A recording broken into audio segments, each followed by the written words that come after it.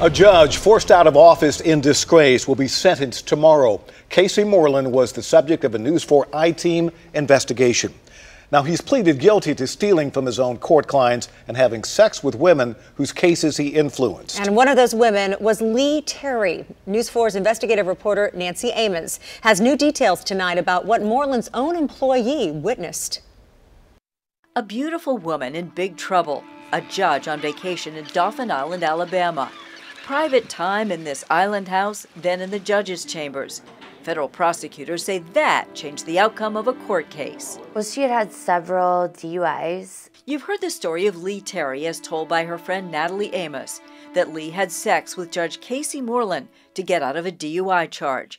And now we've learned federal authorities have corroborated at least part of the story.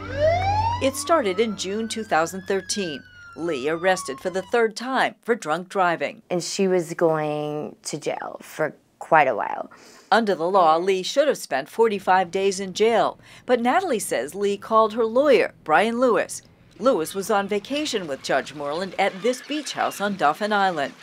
Natalie says Lee told her that Brian Lewis gave her a choice. He said, your options are you either come down here with us or you're in jail. Lee flew to Alabama. Prosecutors say she shared a bedroom with the judge. She felt like she had to keep Casey happy to get out of whatever trouble she was in, and she did have sex with him. We discovered new information in court documents filed last week. Federal investigators say around the same time, 2013, back in Nashville, Lee came to the courthouse after hours. Moreland told his judicial assistant she should go home early. The judicial assistant later saw Moreland looking at a nude photo of Lee. You know, it was like judge or go to jail.